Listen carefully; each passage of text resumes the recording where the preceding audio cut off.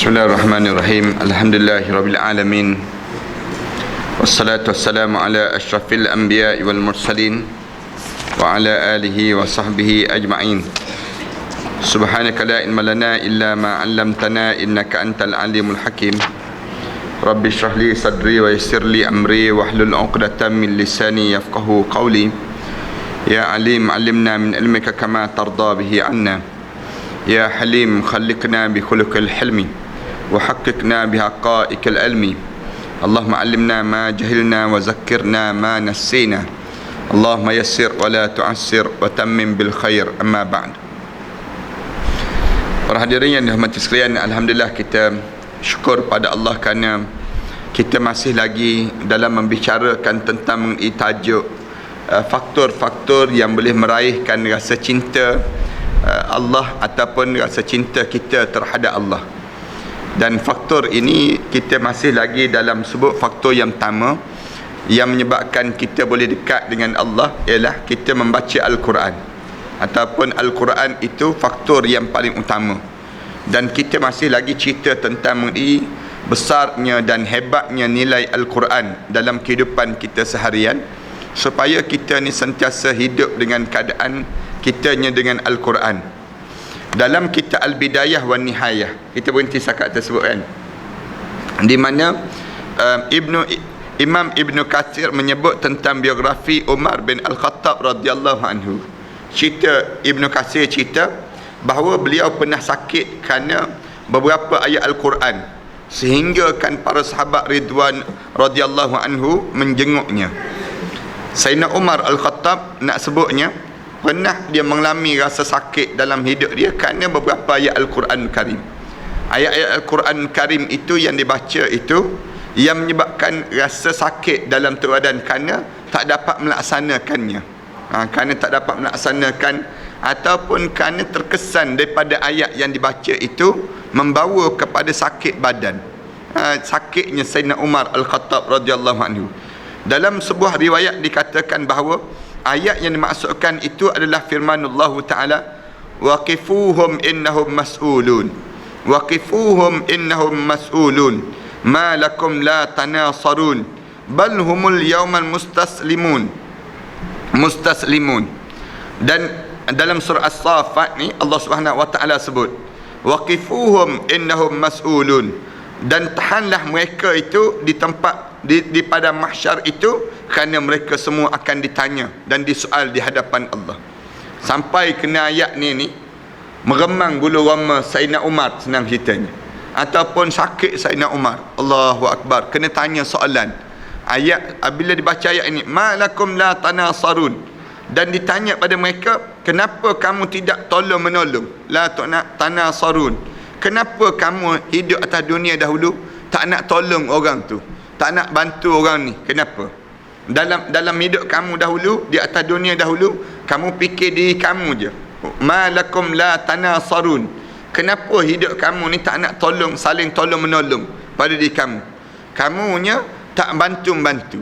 Patutnya kamu ni dalam Islam ni diajar, kalaupun kita tak boleh tolong orang, jangan kita menyusahkan orang. Tu ayat yang kita kena faham dalam hidup kita. Dahlah kita tak nak tolong orang, kemudian jangan pula kita ni menyusahkan orang. Dua kali ganda susah. Dahlah kamu tak tolong, kemudian kamu menyusah pula. Ni tanya soalan. Allah Subhanahu wa Ta'ala akan tanya, kenapa kamu menyusahkan orang pula? Misal contoh ya, kita buat bahasa yang mudah apa dia. Kadang-kadang suami ni dia tak tolong isteri dia mengemas rumah, misal contoh. Mengemas rumah tu susah, tapi jangan buat sepah pula, bahasa yang mudahnya. Dahlah kamu tak tolong buat sepah pula. Yang ni dua kali masalahnya. Masalah yang pertama tak tolong kemas. Masalah kedua tolong sepah pula. Dua kali masalah. Ni bahasa yang mudah lah kalau kita nak suruh faham. Sama juga kita. Dahlah kita tak tolong Islam, kita membantukan pula perjuangan Islam. Tu dilarang. La tanasarun. Kenapa kamu hidup di atas dunia dahulu tak nak tolong menolong? Kalau kamu pun tak nak tolong ajaran agama Islam ini, jangan kamu pula mendatangkan kesusahan orang yang berjuang Islam. Tiba-tiba kamu ni, dahlah kamu tak tolong, tiba-tiba kamu menyusah pula. Macam kan zaman ana biasa buat contoh yang mudah kan. Zaman-zaman dahulu biasa orang kampung ni dialihkan rumah, diusung rumah. Usung rumah. Waktu mana usung rumah ni panggil satu kampung datang. Datang nak usung rumah ni. Zaman kita ni tak boleh dah usung rumah. Memang tak terusung dipanggil. Cuma zaman-zaman kita kecil-kecil dahulu ada orang yang alihkan rumah, usung rumah. Boleh jadi kawasan tu kawasan yang becak, kawasan yang menyebabkan senang banjir dan sebagainya. Usung rumah. Waktu mana usung rumah tu, dah kalau kamu tak boleh usung rumah, jangan kamu bergayut pula orang tengah usung. Kan ada kan ambil kesempatan bergayut je. Budak-budak tu kan, orang tengah usung, dia pergi bergayut. Satu kerja pula bendanya. Membebankan pula. Kalau kamu tak boleh tolong, jangan kamu menyusahkan. Ini kehidupan orang mukmin. Orang mukmin ni, biarlah kamu tak boleh satu pun tak apalah, kamu diam-diam sudahlah. Kamu jangan ganggu orang. Jangan kamu menyusahkan pula. Hidup kita ni ramai kan. Kita kan, kadang-kadang kita nak marah. Kita bawa kereta, kita nak cepat. Orang duduk berada pada line yang ketiga. Slow je dia. Buat slow motion je dia. Santai je. Dalam keadaan kita ni nak cepat. Bayangkan di waktu tersebut macam mana. Kita high beam kan, tinggikan lampu, horn lagi, dia buat dek je dia buat. Dia buat dek je. Kamu ni, kalaupun kamu tak boleh, kita nak sebut pada kereta kat depan tu, kalaupun kamu tak boleh nak bantu kita, jangan kamu menyusahkan pula. Begitulah dalam hidup. Dalam hidup kita ni, kalaupun tak boleh nak dibantu, jangan kamu menyusah. Ni ayat Al-Quran Karim sebut la tanasarun. La tanasarun ni maknanya dahlah kamu tak tolong, kamu menyusahkan pula orang, yang menyebabkan hidup kamu ni kenapa jadi demikian pada diri kamu ni. Bal humul yaumal mustaslimun. Mustaslimun, bahkan pada hari ni, hari yang kamu terpaksa menyerah diri dan kamu terpaksa mengalah di hadapan Allah. Mustaslimun, hari ni hari yang disebut dengan hari yang kamu menyerah. Segala benda dah kamu tak mampulah pada diri kamu di waktu ini. Oleh kerana itu, Abdullah bin Mas'ud radhiyallahu anhu berkata, janganlah salah seorang di antara kamu bertanya tentang kecintaan pada Allah, akan tetapi hendaklah dia lebih dahulu bertanya tentang sejauh mana kecintaannya pada Al-Quran. Siapa-siapa yang disebut dia cinta pada Allah, kalau kita nak tanya orang yang cinta pada Allah, kita kena tanya dia setakat mana dia rajin cinta dia terhadap Al-Quran. Kalau kamu tak rasa pada diri kamu ni dengan Al-Quran tu kamu kerinduan dan sebagainya, sebenarnya itulah kadar kecintaan kamu pada Allah. Dalam hidup kita ni berapa kali kita baca Quran? Dalam hidup kita ni berapa kali kita riba Al-Quran? Dalam hidup kita ni berapa banyak yang kita telah khatamkan Al-Quran? Sekadar itulah kita dengan Allah. Nak tahu hubungan kita dengan Allah, Ibnu Mas'ud radhiyallahu anhu kata apa dia? Abdullah bin Mas'ud ni kata, kamu tengok setakat mana kamu dengan Al-Quran. Kemudian itulah kecintaan kamu, kerana sejauh itu kamu mencintai Al-Quran, maka sejauh itu pula lah kamu sedang mencintai Allah, dan sebanyak apa kadar kecintaan kamu pada Al-Quran, maka sebanyak itu pula lah kecintaan kamu pada Allah Subhanahu wa taala. Kita boleh ukurlah cinta kita pada Allah ni setakat mana. Dan kita sebut banyak kali lah, hidup kita ni kecintaan pada Allah mesti jauh lebih utama daripada segala-galanya dalam hidup. Tak boleh pada cinta pada pasangan hidup, tak boleh. Tak boleh kita rasa cinta pada pasangan hidup ini melebihi rasa cinta pada Allah. Kena letak Allah ni, walladzina amanu asyaddu hubban lillah. Orang yang beriman pada Allah, puncak cinta dia ialah Allah. Allah, kecintaan pada diri dia. Satu, kita tak pernah kita rasa ni kecewa kalau dalam hidup kita dengan makhluk. Tetapi kita kena rasa sedih kalau sekiranya tidak diberi rahmat oleh Allah. Sedih kalau sekiranya kita tak dapat kasih sayang Allah. Itu yang kita kena rasa kecewa. Kena kecewa pada diri kita. Kenapa dia? Kerana kita tak dapat dekat diri kita dengan Allah. Tetapi kalau kita tak dapat pandangan orang tak lantik kita jadi timbalan Perdana Menteri, misal contoh, jangan rasa sedih lah. Bahasa yang mudahnya, kenapa? Kerana ni sekadar manusia saja. Kita jangan rasa sedih lah. Duit kita tak sebanyak 2.6 bilion, senang kata. Tak payah rasa sedih lah.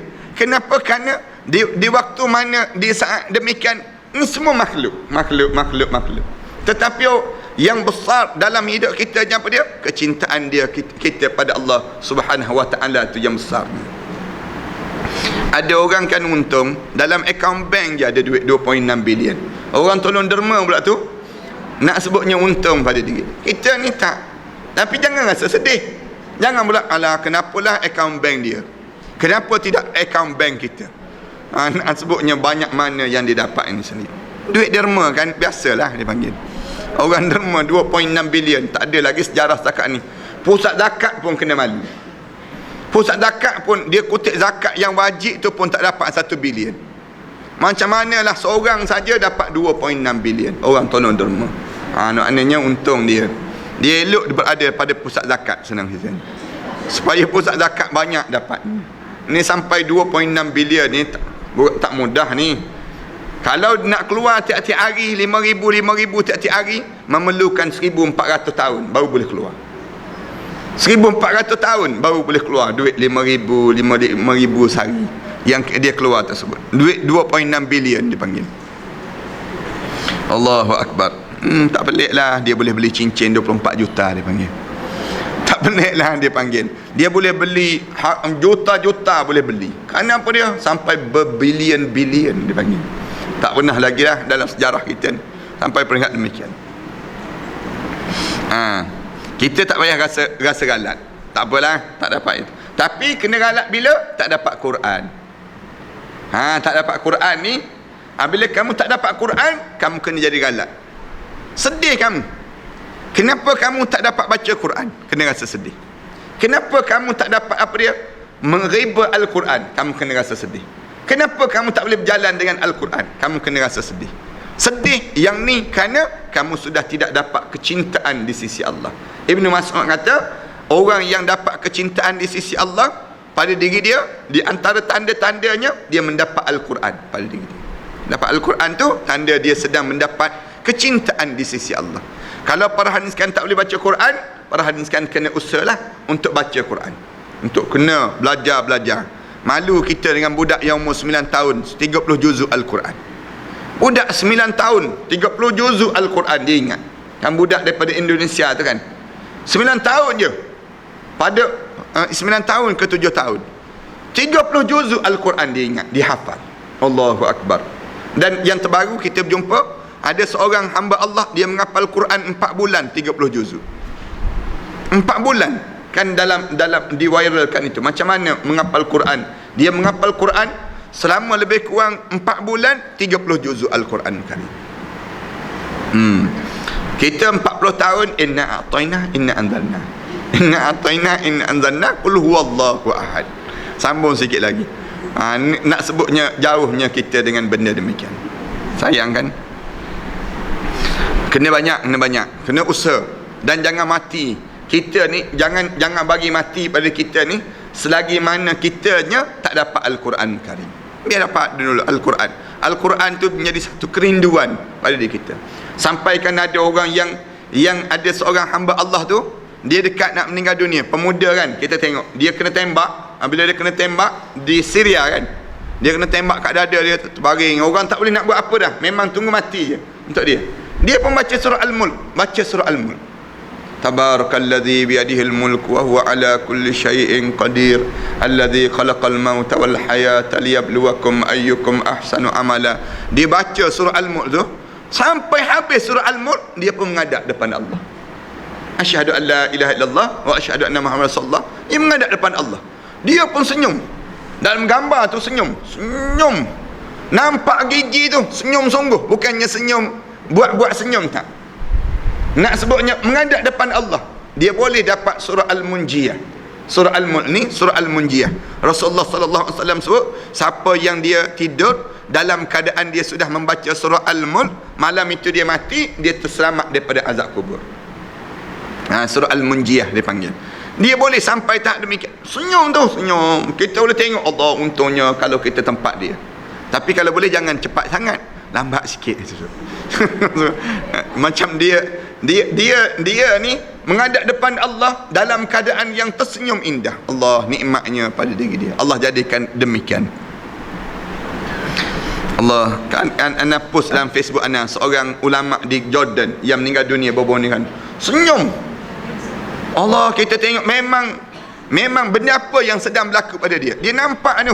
Allah Subhanahu wa taala sebut dalam Quran, tatanazzalu alaihimul malaikah alla takhafu wa la tahzanu wa abshiru bil jannati allati kuntum tu'adun. Allah sebut kabar gembira pada kamu, syurga Allah yang tersedia untuk diri kamu. Dia pun pandang, senyum terus. Ahli syurga Allah Subhanahu wa taala. Senyum tu nampak gigi, ya Allah, bagaimana nikmatnya dia melihat tempat syurga dalam syurga Allah Subhanahu wa taala. Ini punca apa dia? Hidup dengan Al-Quran. Hidup dengan Al-Quran ni jangan tinggal pada kita ni. Budayakan pada kita ni baca Quran, hidup dengan Quran, tidur bangun dengan Al-Quran. Segala benda dengan Al-Quran ni satu nikmat yang besar yang Allah kurniakan dalam hidup seseorang. Dalam salah satu hadis sahih disebut bahawa Usaid bin Al-Khudayr radhiyallahu anhu berdiri membaca surah Al-Baqarah. Tiba-tiba kudanya agak liar dan meronta-ronta daripada tali ikatan daripada tempat berhentinya. Maka dia pun menghentikan solatnya kerana hampir saja kuda itu meminjak anaknya. Dia baca surah Al-Baqarah, kuda tu melompat-lompat, tak berhenti. Dia pun berhenti solat kerana kuda tu liar sangat, terputus tali nak pijak anak dia dah. Dia pun berhenti. Maka dia pun memperhatikan kudanya dengan penuh perhatian. Dia tengok, pelik kan kuda ni, baca surah Al-Baqarah je mengelupur terus.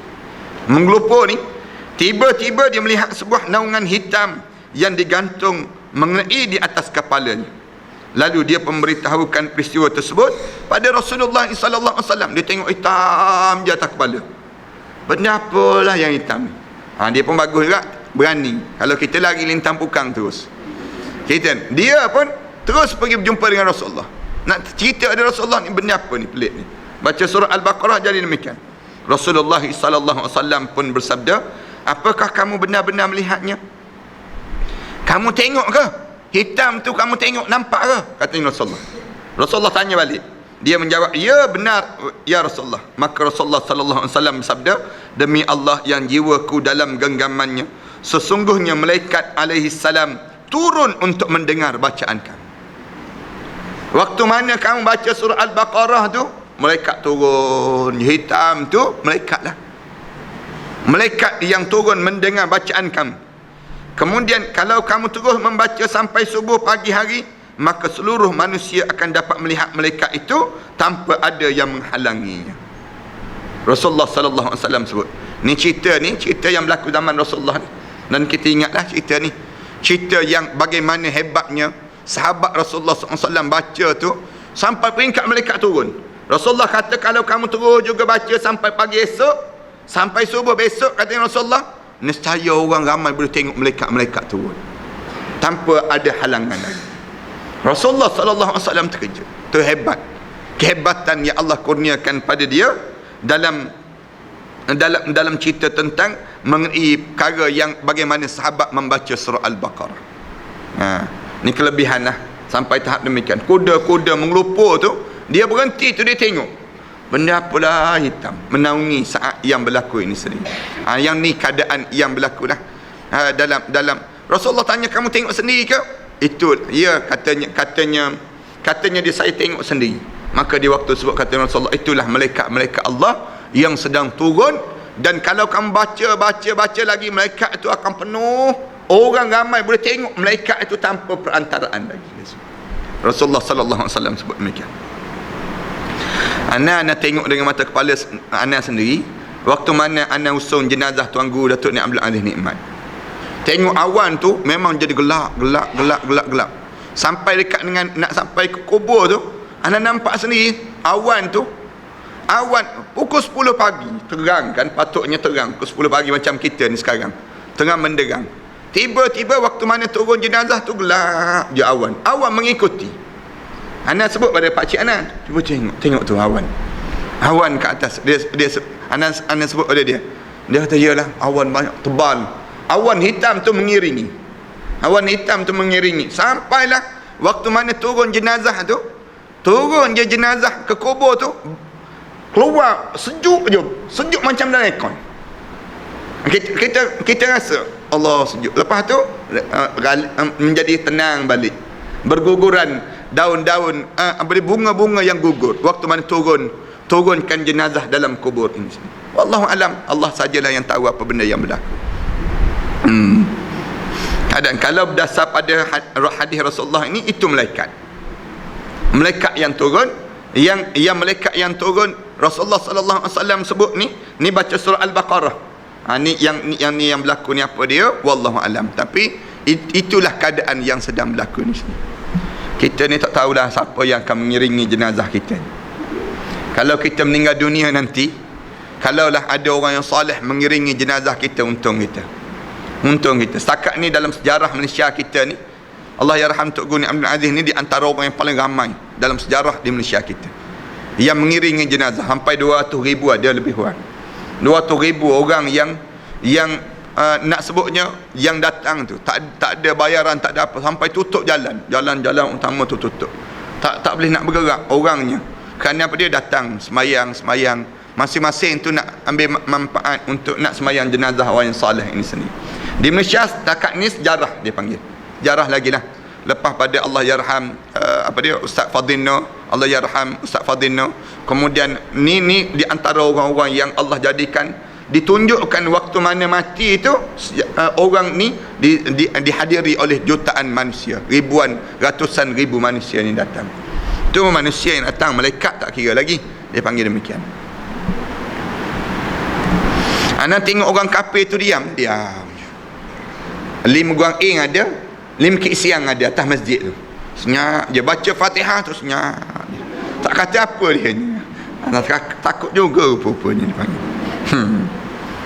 Tengok orang ramai. Datuk Seri Najib tu datang tu berpeluh. Mengawal tak ada, hilang pengawal. Pengawal lebih kurang 10 orang tu tercampak habis pengawal. Datuk Seri Najib seorang boleh ke depan. Tak boleh nak kawal dah. Orang ramai sangat pada saat tersebut. Dia minta dengan cuy, boleh tak dia nak duduk belakang, dia sebut. Dia nak belakang Tok Guru Haji nak solat jenazah ni sini. Anak kata sila Datuk Seri. Sila untuk nak berada kat belakang ni sini. Ramailah pemimpin tak kira. Masing-masing ni dalam keadaan yang masing-masing nak ambil manfaat. Boleh jadi untuk nak tunjukkan bahawa kebersamaan kita dalam kita mentaati perintah Allah. Malam-malam mereka selalu penuhi dengan Al-Quran. Malam-malam yang ulama-ulama ni, malam-malam mereka dipenuhi dengan Al-Quran. Ni nak sebutnya gambaran bezanya kehidupan orang mukmin. Malam riuhkan dengan Al-Quran. Zaman kita ni tak, malam riuh dengan televisyen. Kebanyakan rumah dia jadi demikian sekarang. Kebanyakan rumah malam je, kebanyakan rumah televisyen wajib dipanggil. Menjadi siaran, menjadi benda yang wajib. Sehingga kan masa itulah prime time dipanggil. Masa yang paling utama dalam harga TV pun jadi mahal. Nak buat iklan pun jadi mahal. Kenapa? Kerana semua orang tengok TV. Ada orang nak tengok Al-Quran? Tak, orang nak tengok Al-Quran. Jarang dah sekarang. Zaman tak ada elektrik dahulu, memanglah rumah ni riuh dengan Al-Quran. Ana duduk kat kampung-kampung waktu mana tak ada elektrik dahulu. Malam je lepas maghrib riuh ni budak-budak berlari. Berlari cari rumah Tok Guru. Tok Guru membaca Al-Quran. Berebut ni nak baca dulu. Nak baca, siapa yang sampai awal dia akan baca dahulu. Tu berebut belum berlari lepas solat maghrib, assalamualaikum. Berlari letak rehal. Ni panggil nak berebutnya nak membaca Al-Quran kali. Sekarang ada? Sekarang tak ada. Sekarang tak ada dah. Suasana itu sudah hilang. Suasana itu sudah tidak lagi ada. Punca apa dia? Apabila kemodenan itu datang. Allah bagi nikmat, lagi kita kufur. Lagi diberi nikmat, bukan lagi kita syukur, tetapi lagi kita kufur. Lagi ramai orang tak ingat pada Allah. Malam-malam tak ada dah. Rumah-rumah ni diam je masing-masing, dalam bilik masing-masing, dalam dalam rumah tangga masing-masing, sibuk nak makan. Malam program apa? Nak datang masjid tak juga. Nak dengar kuliah tak juga. Duduk kat rumah, duduk lilau, nak tunggu sampai pukul 10 malam nak mulakan tidur. Besok nak bangun pula ni. Pada diri mereka, inilah perjalanan hidup kita pada hari ini. Quran baca, tak baca Quran. Riuh ke rumah dengan Quran, tak riuh. Kerana hidup kita sudah menjadi hambar dengan keadaan yang kita tak rasa nikmatnya dengan pemberian yang Allah bagi pada kita. Orang kita kan fikir macam mana nak kaya, macam mana nak kaya, padahal dia tak pernah rasa syukur.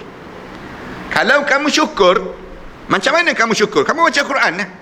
Bila kamu baca Quran, tanda kamu syukur. Allah dah sebut, di antara petua utama nak jadi kaya, kamu kena syukur. La in syakartum la azidannakum. Aku tambah pada kamu. Ni petua ni. Hari ni anak bocor sikit ni dia panggil. Bocor, tak payahlah nak pergi program jutawan segera. Nak pergi program bayar program ni. Macam mana nak suruh jadi kaya? Minta maaf nak sebut, orang kita kan beria tu bayar RM9,999. Nak duduk dengan orang, nak jadikan jutawan, buat pinjaman bank dan sebagainya, nak pergi program nak jadi kaya, rahsia tahi lalat dia panggil macam. Nak bicarakan rahsia tarikh lahir untuk nak suruh kita jadi kaya. Macam-macam gaya orang kita dia buat. Akhirnya yang kaya siapa? Yang kaya yang mentang tu lah. Kamu jadi kaya ke? Kamu tak kaya pun. Yang kamunya lekat hutang. Yang kamunya tengok kan, jutawan, program jutawan, macam-macam gaya nak jadi konon-kononnya. Tak. Islam ajar macam ni. Kalau kamu nak kaya, kamu syukur. Kamu pergi program demikian. Orang yang kita pergi program jutawan dan sebagainya. Minta maaf ni nak sebut. Marah ni orang yang buat program tak kena gaya. Kita pergi, dia akan sebut apa dia? Sunat duha. Jangan tinggal tuan-tuan semayang sunat duha. Yang cerita ni siapa? Dia bukan ustaz pun. Dia bukan belajar, tetapi dia belajar dengan ustaz dan dimasukkan dalam program tu. Kemudian nak sebut, minta maaf ni, motivator. Kalau kita dengar motivator akan kata apa dia? Semayang tahajud jangan tinggal. Bersedekah kena banyak. Benda ni datang kuliah seksyen 7 je. Senang cerita ni. Datang dengan kuliah di seksyen 7 je. Nak sebut apa dia? Benda yang kamu, di antara benda yang kamu kena buat apa dia? Baca surah Al-Waqi'ah. Baca apa dia? Nak suruh kamu jadi Allah bagi kelebihan pada kamu. Satu rahsia yang besar yang Allah bagi, kamu syukur pada Allah. Syukur pada Allah ni benda apa dia? Di antara tanda orang syukur pada Allah, baca Quran.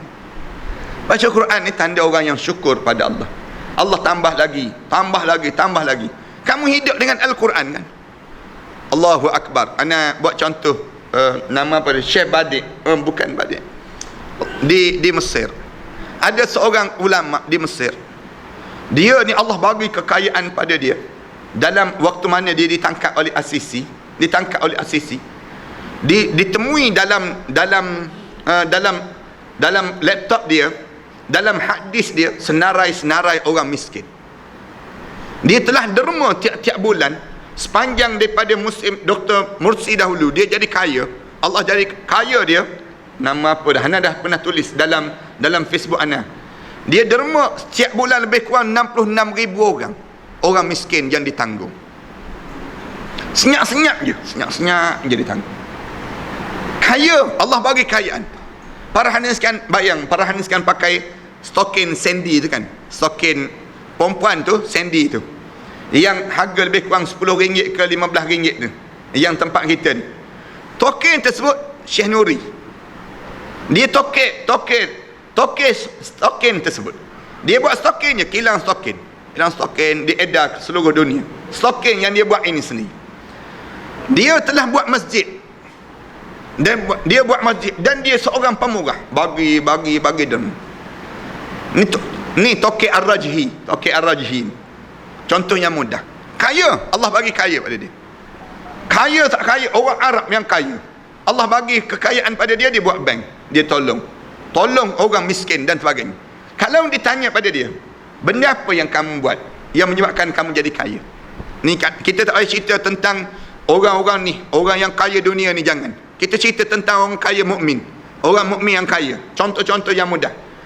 Bagaimana? Dia akan jawab apa dia? Saya sentiasa syukur di atas nikmat yang Allah kurniakan pada saya. Di antara syukur nikmat dalam yang Allah kurnia pada saya, di mana saya penuhkan hidup saya dengan Al-Quran Karim. Baca Al-Quran. Allahu Akbar. Syekh Baltaji nama dia. Seorang Arab di Mesir tu. Anak perempuan dia tu kan kena tembak kat dada tu. kena tembak dalam anak perempuan dia di Rabaah tu, kemudian dalam perut dia tu ada kandungan 2 bulan ke 3 bulan. Meninggal dunia dengan anak-anak dia. Anda tengoklah saat mana dia meninggal dunia tu dirakam Allah dia kena tembak. Jadi tak boleh nak buat apa dah, memang tunggu mati je untuk dia. Lalu dia sebut nama Allah tak berhenti di Masjid Rabaah. Di Masjid Rabaah apabila berlakunya peristiwa Rabaah itu, kemudian nama Allah tu tak berhenti daripada diri dia. Anak dia perempuan tak ingat dah anaknya, lupa nama anak perempuan dia yang ditembak tersebut, gugur syahid di jalan Allah. Syekh Baltaji ni pun di antara senarai orang yang akan digantung oleh Asisi ni sendiri. Kejamnya Asisi tersebut. Sedangkan kita, mengapa waktu-waktu malam kita sering kali kita habiskan tanpa ambil peduli dengan Al-Quran? Sayangkan kita habis masa kita malam kita bukan dengan Al-Quran. Sering kita pergunakan dalam hal-hal yang sia-sia berlaku. Duduk depan TV tu tengok SpongeBob SquarePants. Nak sebutnya, tak ada masa, tak ada kerja kita. Nak gambarkan tentang bagaimana habisnya masa kita. Habis masa tengok kartun pula. Habis tengok SpongeBob, tengok Tom and Jerry. Habis masa kita demikian. Tom and Jerry tu tak mati-mati dia. Kena langgar ke kereta lenyek, bangun balik dia. Nak sebutnya bagaimana kitanya demikian. Habis masa kita. Seronok pula tu. Tengok kita benda-benda demikian, menghabiskan masa-masa malam kita begitu saja, tanpa membaca Al-Quran, dan berjaga malam yang sama sekali tidak ada untung dan manfaat dalam urusan gosip-gosip dan membincangkan hal orang lain. Malam-malam habis borak je. Orang Arab dia suka demikian. Dia kalau musim panas dia borak. Dia borak sampai pukul 2, 3, 4 pagi. Dekat dengan subuh tu dia tutup lampu. Nampak tu? Dekat dengan azan subuh senyap je mereka. Arab, kalau Arab Mesir lah pengalaman Nana. Arab yang malas-malas pergi masjid lah. Yang malas pergi masjid. Kerana waktu dekat dengan subuh baru sejuk. Musim panas. Kalau musim panas, siang hari panas. Kemudian bila nak tidurnya, dekat-dekat dengan subuh. Kat subuh baru dia tidur. Akhirnya habis masuk malamnya borak, minum air teh, minum air, lepas gelas borak je. Panggil jiran-jiran borak di atas atap rumah. Kemudian duduk dalam keadaan yang apa dia? Cakap, membiarkan, menghabiskan masa. Habis masa kita. Malam-malam kita kan, orang lain kelam kabut nak bina masyarakat, nak bangunkan ummah, nak buat sesuatu. Kitanya tak tahu apa. Habis masa kat kedai mamak. Cakap dengan budak-budak perempuan tu, isap rokok tu, rokok elektrik. Isap rokok tu, isap rokok. Beria tu, pakai kain tudung, isap rokok. Kedai mamak. Nak sebutnya gambaran apa dia? Habis masa kita benda demikian. Allahu Akbar. Pergilah malam-malam cuba berjalan sekali. Jalan dekat kawasan kedai-kedai mamak kan, yang 24 jam. Tengok siapa yang duduk. Anak orang Melayu Islam. Orang kafir ada duduk? Tak ada, dia tidur. Dia dah rehat dah. Orang kafir dia rehat dah. Malam-malam dia rehat. Bila dia bangun? Tu, sebelum subuh lagi bangun. Cuba pergi pasar tu, pasar Serdang, pasar Selayang, misal contohnya. Siapa yang meniaga kat pasar tu? Orang kafir. Orang kafir yang meniaga. Kerana mereka tidur awal, bangun pagi lagi. Pukul 3, 4 pagi dah bangun. Bahkan di masjid Damansara tu, orang kafir pergi marah. Asalnya azan 2 kali. Azan 2 kali. Lepas pada tu, orang Melayu kita komplain, mengganggu tidur malam, susah. Anak-anak kecil tidur, kena azan sekali. Azan sekali je, azan sekali saja, orang kafir datang marah pula dekat masjid. Kenapa tak sempat kami bangun dia sebut. Terlewat kami bangun bangun dah lewat dah kaminya. Bangun waktu mana dah azan subuh. Biasanya sejam sebelum mana subuh dah azan. Tiba-tiba yang ni tak, yang menyebabkan jadi demikian. Allah yarham Ustaz Mustafa Saidin, dia pernah cerita pada anda benda demikian. Masjid negeri kita sama juga. Masjid negeri kita dulu dia kata bila azan 2 kali, ada orang Melayu kita ni hantar surat pada masjid. Hantar surat pada masjid, kenapa azan menyusahkan, mengganggu persekitaran dan sebagainya. Sampai peringat demikian. Ini cerita yang berlaku ni. Nak gambarkan tentang betapa kita ni habis masa. Habis tu malam main futsal. Malam main futsal pukul 2-3 pagi. Laki perempuan waktu main futsal. Ni dalam harian Metro hari ni, ada wartawan Metro telefon pada Ana semalam, minta Ana ulas pasal apabila seorang isteri yang berkelahi dengan suami dia. Isteri minat main futsal, suami tak benarkan. Malam pergi main futsal, malam nak main futsal, main pula campur gaul di antara lelaki dan perempuan, main futsal. Habis masa. Siapa yang buat demikian? Orang Islam kita lah yang bazir masa-masa demikian. Main futsal ni beria pada dia. Beria ni nak suruh jaga jantung biar jadi sihat dan sebagainya. Siap main futsal, pergi kedai mamak, makan roti canai. Elok lah tu dia panggil demikian. Nak gambarkan habis masa kita. Cuba perhatilah, yang merempit atas jalan tu siapa? Anak-anak Melayu Islam lah tu. Anak-anak orang Islam. Ada anak orang kafir merempit? Tak ada. Mereka tidur. Mereka dah rehat dah. Habiskan masa dekat lepak dan sebagainya. Siapa? Anak orang Islam dah tu. Yang berkelahi dekat loyak tu siapa? Anak orang Islam dah tu. Yang meniaga tu siapa? Orang kafir dah tu yang meniaga. Dah kena tipu tu siapa? Orang Melayu dah tu kena tipu. Ini nak sebutnya sampai pengat demikian. Kenapa? Kerana kita habiskan masa kita tanpa kita membuat benda-benda yang bermanfaat dalam hidup kita. Cakap banyak kan kena marah kita. Kemudian mengumpat dan diskusi dalam satu perselisihan yang sengit. Bicarakan tentang benda-benda yang tak habis-habis, tetapi hal itu sedikit pun tidak bermanfaat dan tidak dapat mendekatkan diri kita kepada Allah Subhanahu wa taala. Kalaulah habis malam-malam orang tanya ke mana? Malam-malam lewat-lewat balik ke rumah. Usrah. Tu lain. Pergi ke mana? Malam-malam lewat balik sampai malam-malam sampai saya ada program tamrin, saya ada program. Itu lain. Itu lain. Ni tak ke mana pergi? Borak dengan kawan-kawan. Cakap, sembang dengan kawan-kawan. Habis masa kitanya benda yang sia-sia pada dalam hidup kita.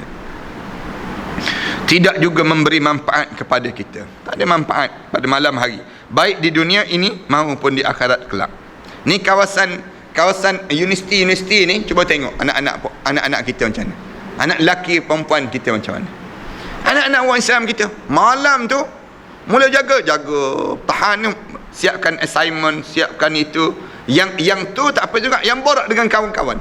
Habis masa dia ni dengan kawan-kawan ini.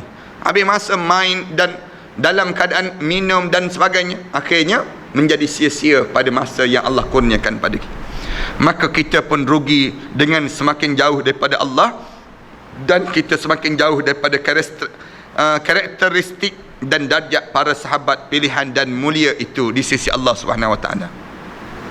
Waktu malam kita sering habiskan dalam hal-hal yang tidak berguna. Malam kita perhati betul-betul. Banyak mana yang kita habiskan pada benda yang tak berguna. Dalam pelbagai kemaksiatan. Tengok TV tu cerita cinta. Kalau tengok TV kan, cerita tu je Melayu boleh buat. Producer Melayu kita, cerita yang laris sikit cerita cinta. Nak buat cerita action sikit tak boleh. Kenapa? Kos mahal, tak mampu nak buat. Nak sebutnya gambaran demikian. Akhirnya kitanya dalam keadaan yang sama je, berulang alik. Cerita-cerita menangis, teresak-esak. Tengok bawang merah, bawang biru dipanggil. Senang ceritanya. Benda-benda yang demikian. Tengok habis masa kita dengan benda-benda yang sedemikian rupa dalam hidupnya. Waktu-waktu malam mereka habis bersama. Sementara para sahabat yang mulia itu, waktu malam-malam mereka habis bersama Al-Quran dan solat tahajud qiyamul lail. Mereka demikian. Para hadirin sekalian boleh perhatilah dalam keluarga kita macam mana. Dalam keluarga kita malam je buat apa dia? Malam je buat apa dia? Kita tengok kehidupan kita berkeluarga macam mana kehidupan kita. Inilah gambaran sia-sianya kita dengan kita habiskan demikian. Saya bertanya pada malam, apakah diri kamu mengandungi rahsia yang penuh dengan perbincangan dan rahsia-rahsia alam? Dia menjawab, saya tidak menemukan perbincangan seperti perbincangan antara sesama kekasih pada waktu-waktu sahur sebelum waktu subuh. Ini syair Arab. Arab tanya orang, tuan kitab kita ni dia suka syair. Dia sebut apa dia? Dia seolah-olah dia nak sebut malam ni apa yang ada pada kamu? Katanya malam malam yang ada pada aku yang benda yang bernilai ialah pada malam hari aku dengar kekasih, suara perbincangan kekasih kepada kekasih pada waktu sahur disebut. Maknanya tangisan-tangisan orang yang berdoa dan minta pada Allah Subhanahu wa taala. Para sahabat ridwanullah radhiyallahu anhum sentiasa menggunakan waktu malam untuk berinteraksi dengan Al-Quran. Malam je dengan Al-Quran. Peluanglah baca Quran. Pada kita kan, kalau anak cadangkan pada hari ini sekian, malam maghrib je pergi masjid. Tu yang terbaik, masjid. Dengar kuliah dekat masjid ke surau lah, yang ada majlis ilmu. Kalau tak ada majlis ilmu, anda cadangkan apa dia? Baca Quran. Di antara maghrib dan isyak, jangan berhenti baca Quran.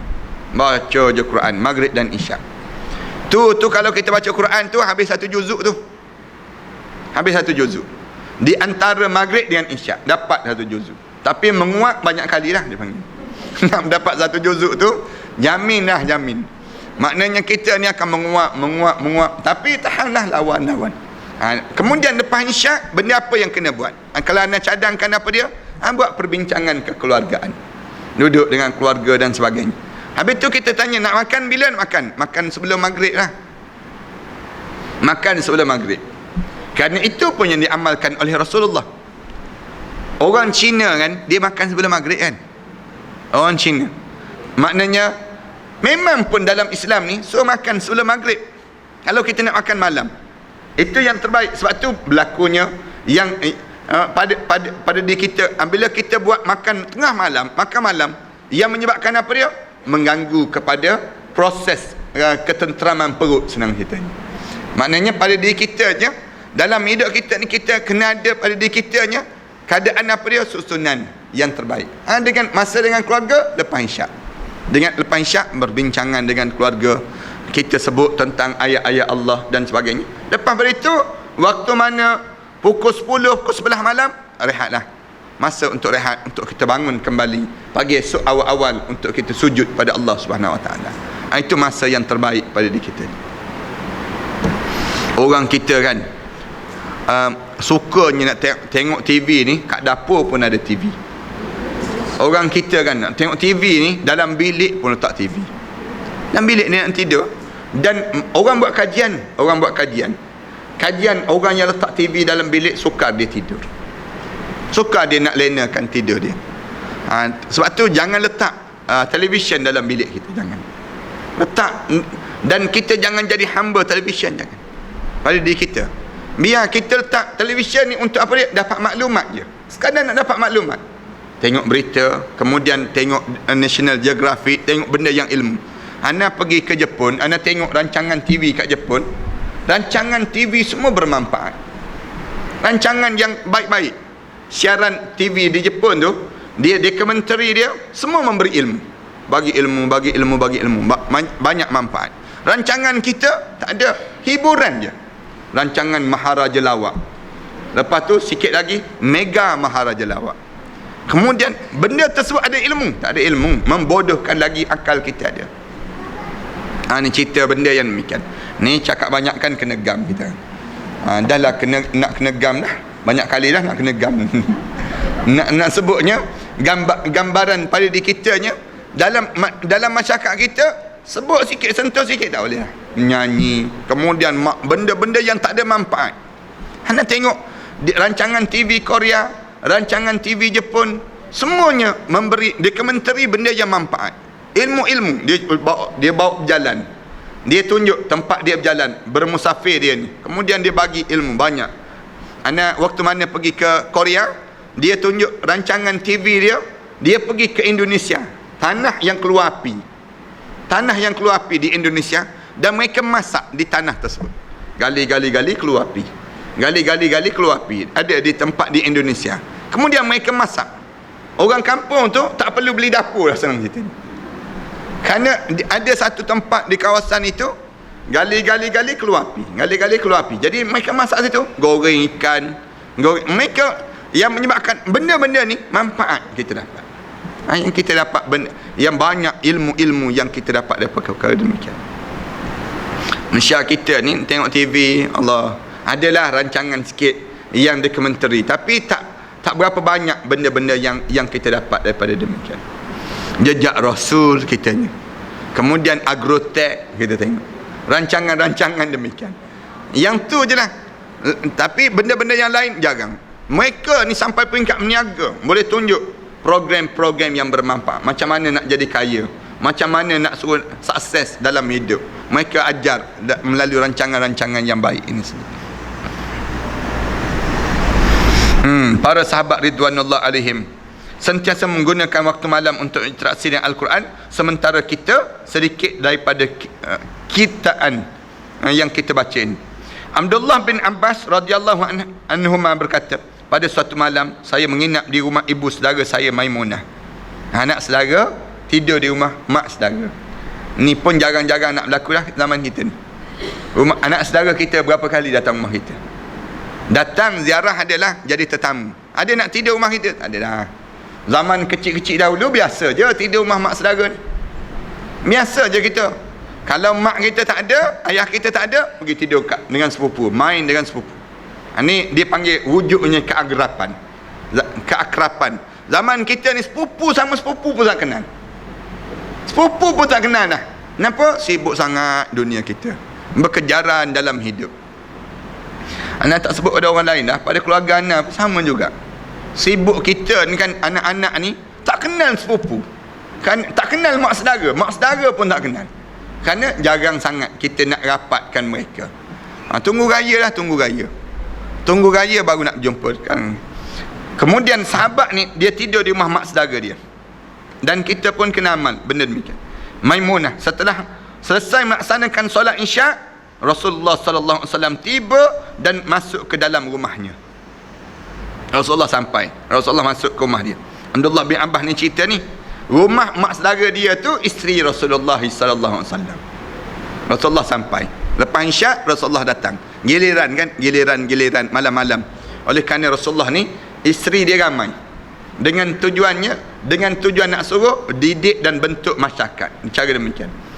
Sementara saya sudah terkulai di atas katil. Saya dah lembik dah atas katil. Katanya Abdullah bin Abbas. Lalu Rasulullah sallallahu alaihi wasallam tanya pada dia, apakah anak kecil itu sudah tidur? Rasulullah tanya Maimunah.